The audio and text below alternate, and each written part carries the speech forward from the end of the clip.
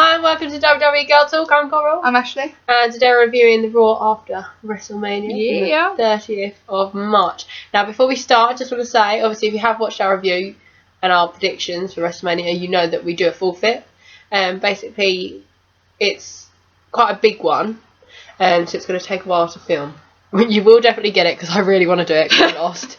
But the forfeit was that I have to make my own wrestling kind of promo video. So it will happen. It's just we need the time and the daylight, really. Yeah. Because we do tend to film this around about 8, 9, 10 o'clock. It's coming on like 9:30 now, isn't it? Yeah. So yeah.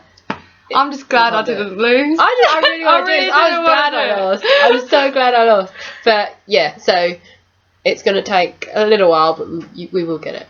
Thank fuck for Seth cashing in, because if Brock had won, I would have had to have done it. I think. I don't know. We would have drawn. So, you would have drawn. But then we would have flipped a coin, and then it would have been me. So thank fuck for Seth Rollins. That's all I'm saying. So talking about Seth Rollins, links in nicely to how we started Raw. Brock Lesnar and Paul Heyman come out, which is quite nice not to start with euphoric, because I really thought that's how it was going to start. But the crowd just was like insane, because Brock's kind of like face now. It's really weird, even though it's not meant to be. The crowd's like, I love Brock. I'm starting to really like Brock, like just from seeing him like outside of WWE as well. Just he seems to be really likeable. I wish he talked more, to be honest. Yeah. I think he hides a bit behind Paul Heyman, and he is generally good. I saw a segment on Facebook today of, like, I think it was like 2002 or something, and Brock was champion, and he was like dancing with a mariachi band. Oh really? It was hilarious. I tried to tag him in it, but it wouldn't let me. And it was just hilarious. I was like, why is Brock not there? Like, yeah. He can handle things on his own. It's nice seeing Paul Heyman, don't get me wrong. I love Paul Heyman, but I'm just glad the rumours weren't true that he was going to sabotage Brock. Yeah, that would have ruined it for me. The Seth Rollins ending was better. Yeah. That's all Vince McMahon's idea. Surprising shock horror. Well. But apparently I heard, sorry, just to go off track a bit, I heard that last match was meant to be 35 minutes long. They cut it down to 18 minutes because time overran. And do you know what went on the longest? That fucking talking segment. 30 minutes. Ridiculous. The longest match was Sting and Triple H. 18.5 minutes. Yeah. I fell asleep during that talking segment. It was that crap. It was awful. I was sitting there thinking, oh my god, hurry up. Yeah. Please hurry up. I was like, I'm in sugar shock right now. Like, sweets. That segment would have been nice if it was shorter. Yeah, like the bits of, was it Ronda? Yeah, you woke up during that bit. Yeah. That was quite good, but... Yeah, I fell asleep during the rest of the speaking.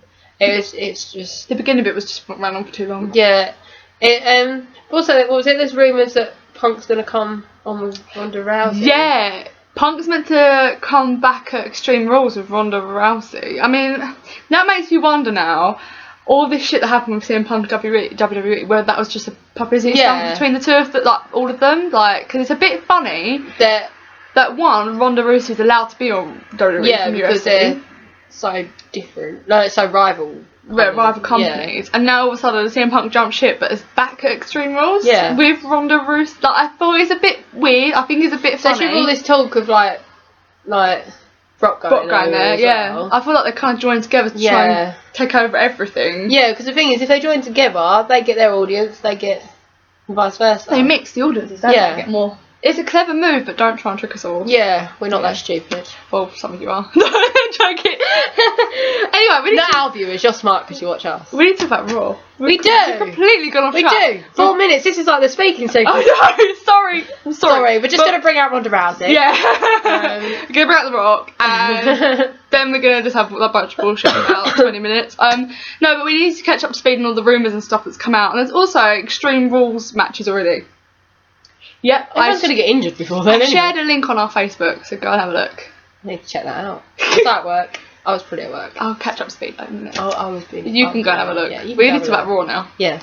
So, Brock was out there with Paul Heyman. Yeah, he was. They were talking about how much Brock dominated Roman Reigns at WrestleMania, which he did. He did a good job. Yep. Well done, Brock. Brock had loads of scratches on his face, though. Yeah, he had a little bit of a... It was... There's one somewhere here. He might have been there. I watched it two days ago. Yeah, he had like just on this one side of his face, but there was rumours that actually Brock was allowed to blade. If you don't know what blade is, it's where they have blade hidden, or the ref gives it to them, and they just do a little slit to make them doesn't bleed. scar. So apparently he was allowed to bleed, because I remember when we were watching it, it was a bit funny. He went to the pole and it was just like everywhere. Yeah. And surely going to a pole is not going to cut you. Like it'll bruise you. Yeah. Like, don't get me wrong, but it's just a bit funny. But if he is, that means hopefully good things are about to change. Like things are about to change. I'm fingers crossed. I'm hoping We're on the verge. Yeah, we're sliding out of PG era. I really think I'm we hoping. are. From what's happened at WrestleMania and this Raw especially, Yeah. I think we're slowly getting out of it again. I really hope we are. Yeah, I hope they're starting to realise as well. Hopefully. Well, there'll be a SmackDown and they'll be back to the usual self. Yeah. Probably. Yeah. So yeah, and then they're talking about Suplex City bitch, and it's just gone viral. Everyone was just like Suplex City bitch, and Brock Lesnar at this moment, when all the crowd was like chanting Suplex City bitch, he was trying so hard not to laugh, you could see it, and he just burst out laughing because it's something he said so innocently in that WrestleMania match, and everyone just jumped on it and got absolutely mental. But it shows that Brock Lesnar has got a personality and he can use it. He doesn't need Paul Heyman. No, it's he nice. really doesn't.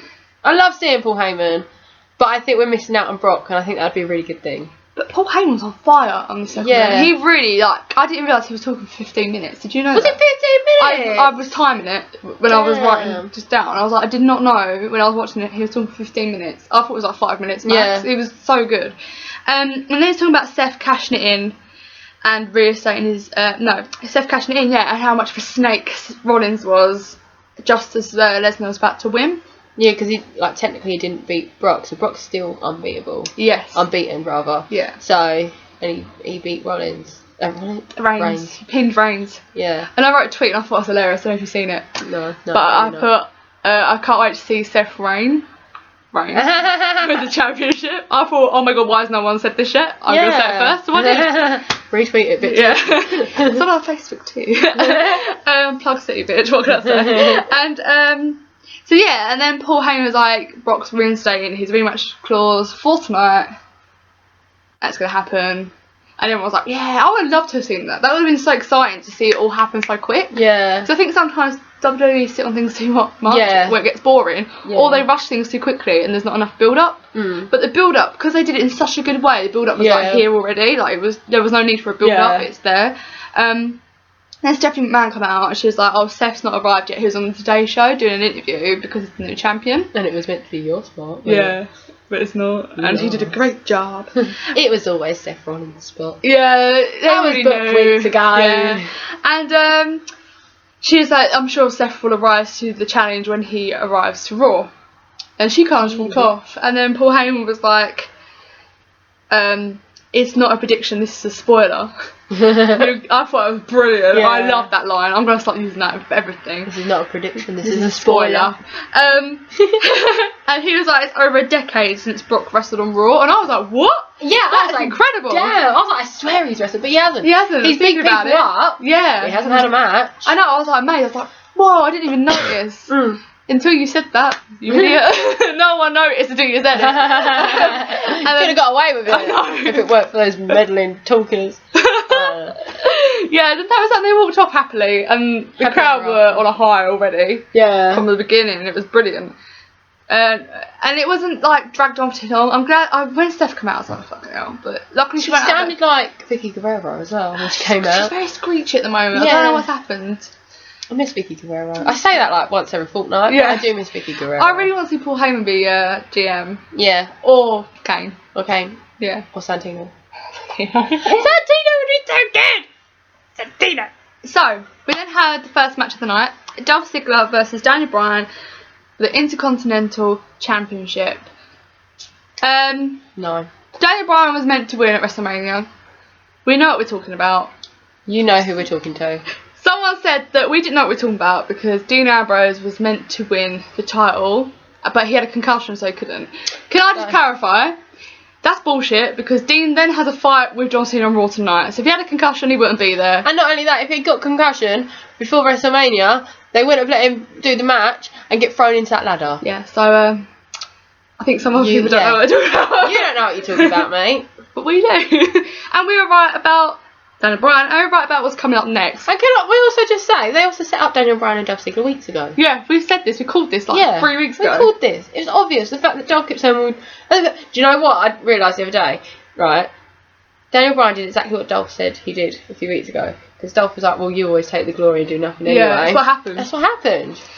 So, Bad News Barrett was on commentary for this, and it was for the Intercontinental title. And the only reason Dolph Ziggler got this title shot was because he was apparently the last one up the ladder before Daniel Bryan was. With the headbutting. It's a bit stupid, but hey. And then we got another match of headbutting.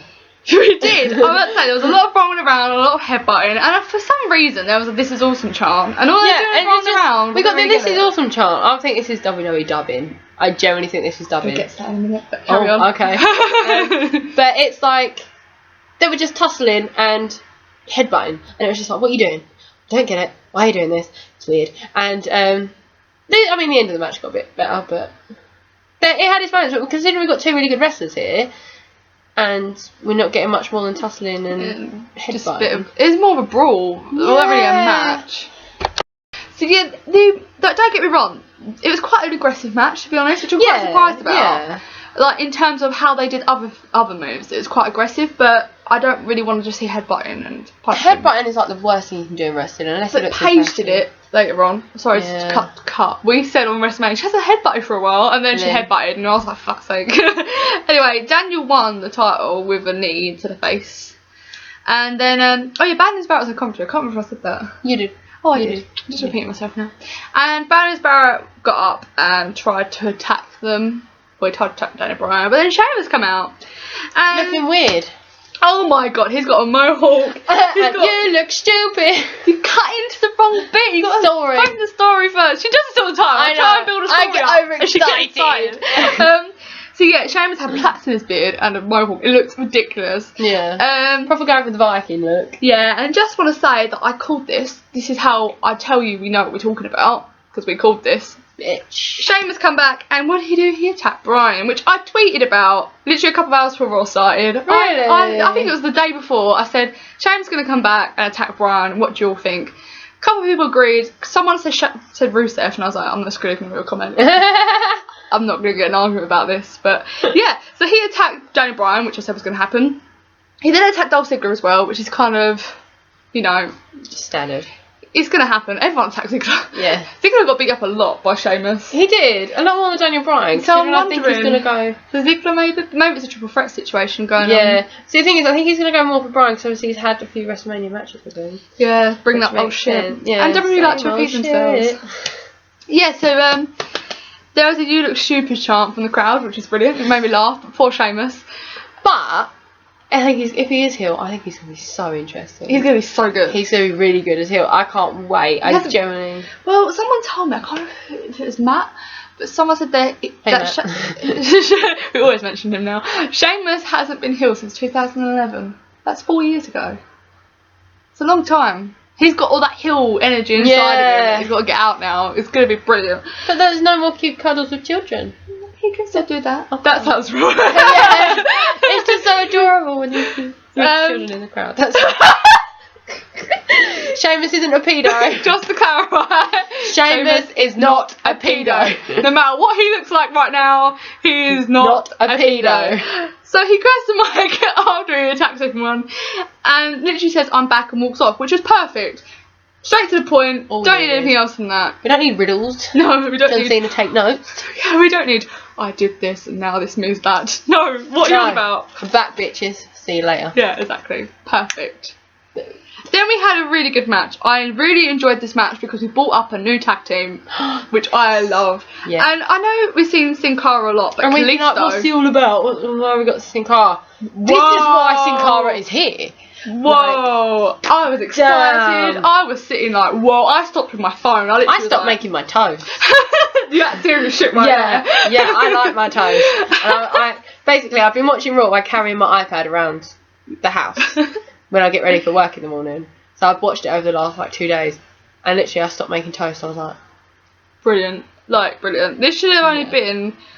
This should not have been an 8-man tag. So basically, let's tell you what the match is. We got too excited. Yeah. It's Lucha Dragons, which is Kalisto and Sin Cara.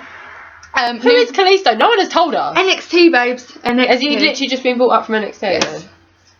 Right. So New Day, we had Kofi and Big E, and Xavier was from the outside, which is a standard now. He doesn't really do Doesn't much. go in. They were against the Ascension, and Tyson Kidd and Cesaro. I'm really annoyed that they got paired with Tyson Kidd and Cesaro. I know, right? I don't deserve that. No, really don't. But I'm really hoping for a feud with Tyson Kidd, Cesaro, and what they're called? Lucha Dragons. Lucha Dragons. I can't say it. I'm gonna have trouble saying that. They need to change the name. I'm not impressed. Excuse me. There's a couple of really great moments from Kalisto, actually. He was in the ring with Cesaro, and they worked together perfectly. It was we need beautiful. a feud with them too. So basically, there's a really good, great armbar takeover. I hope you're writing the serious. There's a great armbar takeover from Kalisto to Cesaro, and the fact that his speed makes up for, and he has power and speed, it's really weird. Like the fact that he can pull Cesaro like that, is really cool.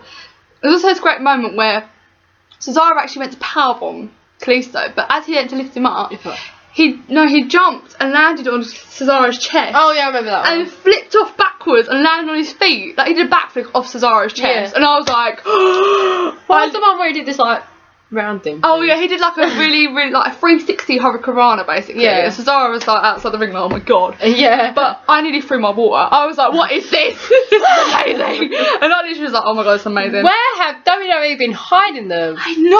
I know Sin Cara's not all that, but they're kind of like the Usos. Right, the Usos are really good together, but separate, they're just like, oh, they're alright. Yeah. Like, they're like that. But they need to have a feud with Tyson Kidd and Cesaro. It needs to happen now. And if they're good enough, I'd probably be alright with them taking the championship. I was thinking that. I'd still root for Tyson Kidd and Cesaro. New Day need to go. Yeah, we're getting New Day sucks. New Day sucks. Every time now. It's quite catchy. I know. New Day sucks. Every time. It's every time now. And the commentators love it though. Yeah, they do. They do suck though. Big E needs to go on his own. He needs to do his own thing. Big E needs to spread his wings. Like Buzz Lightyear. I believe I can fly. You got a friend in me. Anyway, right. So, Cesaro and the Ascension had a bit of an argument because one of the Ascension members tagged himself in. Cesaro was like, what the fuck, man? He didn't say that, but that's what I'm guessing. Yeah. And Tyson Kidd didn't really get in this match much, but I quite enjoyed it because we rarely see Cesaro. And Cesaro's been on top of his game recently. He's been amazing. I really like Cesaro. He has grown on me, especially since Tyson Kidd and Cesaro. They've got together. Yeah. You knows what I mean. Ever since K-Swiss. Yeah. Kisses. So, yeah, New Day and Ascension, whenever they got in the ring, the crowd just went really quiet and bored. Yeah. Day sucks. But when Lucha Dragons and Tyson Kidd and Cesaro got together, it was like an eruption. Like, it's the best crowd I've heard. It was bigger than a Daniel Bryan reaction. Yeah. It really was. It was amazing. Everyone was so impressive, but I think majority of the crowd now are watching NXT. And I think because they're bringing people up. Yeah. Because even later on. Someone else brings things up. And that crowd is like. So yeah, Lucha Dragons actually won. Kalisto picked up the pin with a Salida del Sol. And you need to look at that move because it's an amazing move. He basically he's like basically flipped him up, pulled him down back, like flipped over him, over on the Ascension members, can't remember. But was on his back, pulled him down, did the splits. Do you remember? I think so. And he like pinned him like that. And I was like, damn. It's amazing. So good, they're so good. They're amazing. Like, I'm literally blown away by them. I'll be annoyed if they don't use them often. I could literally watch that match free time. I watched it twice. I've watched it twice. We'll just blur out the Ascension. Oh New god, Day. yeah. Just fast forward. Yeah. So then we were meant to have Brock Lesnar versus Seth Rollins. But we didn't. We didn't. But what was amazing? Well, when Seth come in the ring, what I loved was he literally went up to Seth and went up to Brock and held his championship in his face. But did you see how he looked with the belt on? It looked really weird. He can't wear the belt. Don't wear the belt. He needs to hold it. Yeah, he needs to hold it. Because I know a lot of people wear it. Like when people wear it, you got the likes of Brock wear it, looks fine. Even CM Punk wearing it looked fine. But I think because he used to wear it with a hoodie, it didn't look as kind of I'm a stick because it had bulk up here from the hoodie. Like I don't think Punk ever wore it without the hoodie or the top. I don't know. So I don't know, it just doesn't look right. And like Sheamus has worn them. Yeah, but he's quite he's bulky. a bit hencher. Even Daniel Bryan's worn them. I don't know, the belt's so big. Right. But anyway, I love it. Besides this is not fashion police or whatever. Yeah, so I really love when Seth did that because it's quite cocky and like the crowd was like, oh, what's gonna happen now? And then he like gets out of the ring. Like once they be announced, you know, Lillian Garcia does her thing. Good job for one fall. Do you know what? I love how much Paul Heyman hates her. Lillian Garcia. Anyway, so I'm surprised one day. Like I'd be surprised. I wouldn't be surprised if one day Paul Heyman just goes, "This match is scheduled with my client." Probably he will do. Brock Lesnar for one fall. So yeah, Steph gets outside the ring, grabs the mic, and is like, "Joe, my foot's hurting. I'm jet lagged. Yeah. You're not gonna get your rematch tonight." It's hurting from curb stomping. Yeah, that's what he said, wasn't it? I was curb stomped too much. It was brilliant. So yeah, he doesn't give Brock the championship match. Like he should have. And Brock went to go ballistic. So he. This is my favourite part. This was amazing. I can still remember it. Yeah. Vividly. He attacks. Goes to attack Rollins, but Rollins is quite quick. You know how the speed and the power struggle. And he jumps out of the ring, but then they're back in the ring because he grabs him. Brock tries to suplex Seth Rollins. Seth does his counter. He lands on his feet. I love it when he does that. So amazing. Love it. He then tries to insecure, which is when he, like, you know, like kick and go over to Brock. But Brock was just still standing there, like, what was that? Seth's like, shit, runs out of the ring. Oh, do you know what? Seth is a worthy winner, but they're making him look so weak and petty and scared. It's no. We'll discuss once I finish explaining the rest of this. Sorry. And then as Seth's trying to escape, Brock actually grabs him, tries to do an F5, but he gets down because J&J security get involved. Seth runs off to the crowd of his championship. J&J security get a beat down. Then Brock flips and literally flips the announce table over, and it lands on everyone. Apart from Michael Cole, he runs out. Michael Cole gets F5'd in the ring. He then goes and gets a cameraman and F5's him, but the cameraman took the bump better than Michael Cole did. Michael Cole landed really awkwardly. And then some idiot on Twitter, I'm sorry, I think you were like taking the piss out of it, like making a joke. You said to me, but the cameraman was probably a wrestler. Oh, of course he was. We know that. But I was just saying Michael Cole did a really bad job. That's what I was trying to get at. Yeah. Anyway. So then Stephanie comes out and she's like, Brock, what are you doing? I'm thinking of And she's like, because she's going, stop. yeah, oh, it's really, excuse me. it's really cringy, wasn't It it? really hurt my phone. And then she suspended Brock indefinitely, and I was like, oh, for fuck's sake. Right, not only now, he doesn't get his rematch pretty much. Yeah, So just Seth- SummerSlam. Yeah, so now Seth keeps it longer, right, which is very annoying because I like the fact Seth cashed in, I like the fact Seth won, but when they're playing it like that he's just going to keep running away, it's the same authority shit again. Yeah. Alright, and then, so I was like, kind of like looking forward because he's just signed a new contract, you know. I thought he'd be there more often. Yeah. Do something on Raw, and he hasn't. But yeah, he got suspended, so then he F5'd the cameraman again. And then Paul Heyman was like on his knees, like, stop it! And then they walk out. And that was probably one of the best segments. I know they made, as you said, they made Seth look really weak. I would have loved to have seen them have a match, but the segment itself was actually really good. Yeah. They kind of made up for it a little bit. Yeah. I really don't like what they've done to Seth. If he's a champion, he needs to be stronger. Yeah. Because it kind of makes me look a bit like a weasel, if that makes sense. Yeah, like it's snakes, like they've said. He's playing this I'm better than everyone, but he hides behind security, and then he hides behind, like he just runs away. Yeah, something. It's not the kind of champion you want. If he's going to carry on like that, like at least Reigns would have like fought for it. Yeah, that's true. But I really want to see this Brock and Seth match sooner rather than later. Yeah. It needs to be now when it's still like really fresh, hot and fresh, not I'll let it just sit in the cupboard for a while and then eat it when it's stale. Do you know what I'm trying to say? It just doesn't work. And then you can say, I am the one who beat the one at 21-1. Oh, you're talking about Seth? Yeah. I got really confused. Yeah, because then if they had the rematch, he could be like, I beat the one who beat the one at 1. Seth's got to win. Seth's got to win. Someone needs to. But that interference, you just know it's going to be interference. If he gets interference, it don't count, and it will really piss me off. It will really piss me off. And I think that would actually ruin Seth for me. Yeah. For a very long time, they'd have to redeem him, big time. if that's the case. So after this, damage was done, and the fake ambulance people come out. Renee was backstage with Stephanie, and this is where it kind of all gets ruined because it goes childish. So she's like, I want to fine him for the damage he's done to my property, for the emotional damage he's left on my employees. I'm going to fine him. And I was like, you can't do that in the real world. You can't fine people. Even unless you're like a policeman and someone's graffiti on a wall, you can fine someone, but you can't fine someone for that. You get fired basically. Yeah. And it's just like, you've ruined this whole segment with that comment right there. I literally when I watched it, I literally put my head in my hands. I was like, it was so good that you said that. Do you know what I thought was weird? Up until that point, there was no talking for the whole entire thing. Like, there's just no commentary. Oh yeah, as Seth Lesnar was doing the rest of the shit. replays and everything. It was so strange. Weird. And then she said he can't go back to MMA because of his contract renewal, which is fine. But it was quite good she brought it up because some people won't actually know that's happened. So that's good. And then we come back to, I think there's an advert, we come back and Byron's on commentary. Yeah! Hey Byron! I was like, he gets rid of his grey suits and now he's on his own, flying solo. And he's like, just hear it's from the fallout of Lesnar.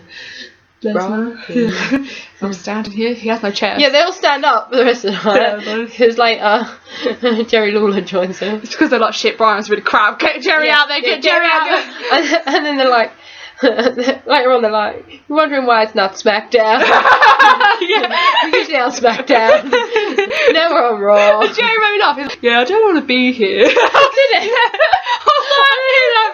Yeah, he's like, I mean, I'm not meant to be here, I don't want to be here, but Lesnar did this. I'm just like, fucking hell. Just like, be so candid. I hate my job, I'm here for the money. I'm pretty sure at one point they went, you're not watching SmackDown. I think they actually did. This isn't SmackDown in case you're wondering. I know we're usually on SmackDown, but now it's Raw. Was it Jerry who said that? I think so. Jerry's so funny. I love it. It was along the lines of that anyway, but he's hilarious. Oh, it's so funny. Anyway, Byron's on his own for a while. We'll let you know when Jerry comes in. Yeah. And for me, it all kind of went a bit shit because Byron ruined it for me, to be honest. Really? His commentary was so like shy and quiet and not really saying much. Yeah. And it showed how inexperienced he was because he didn't know some of the moves, I noticed. And it's very obvious when there's only one person commentating because normally they bounce off each other. It's like us. Yeah. Like, it's weird if we try to do something on our own. Yeah, you should see my YouTube. But yeah, Byron, I see why they got Jerry out there because it ruined the mood for me. Like, I felt like if I'd muted it, I would have enjoyed it more. Maybe. Yeah. So I don't know. But anyway, Stardust versus Mizdow. Bit of a random match. Didn't really understand it, but I thought fine. And Mizdow is still Mizdow, like we said he would be, which is a bit weird. So it was quite a shit match, to be honest. I weren't really into it. Do you know what? I know the match happened, and I know what happens at the end. But you can't remember the rest. Yeah, exactly. It was just forgettable. It's just like they were just trying to get through the minutes, really, weren't it? And just end them. It's nice that he's gone out on his own. Yeah. Very nice, but bit flat. Yeah, very flat. Mizdow. Sorry, go on. No, I was going to say, I mean, we saw that video from when he was Damien Sandow the other day. He was singing Randy Orton's theme song to him. Yeah. And that was brilliant. I think he might need to get back to that. Yeah, he needs to have a voice. Yeah. So Mizdow won with a skull crushing finale on Stardust, and that's when Miz attacked Mizdow with his own skull crushing finale. Mm-hmm. And then Miz went on a bit of a, this is what happens. I made you. You're a tag team champion. Now look at you. The crowd are calling you an asshole. They weren't. They're calling him an asshole. Yeah. But still, Miz is so good at just reacting from the crowd. Yeah. It's just brilliant. But I'm a bit disappointed in that match. I thought it'd be better. I don't know. Yeah, I mean, yeah. You mean, yeah? I lost my point.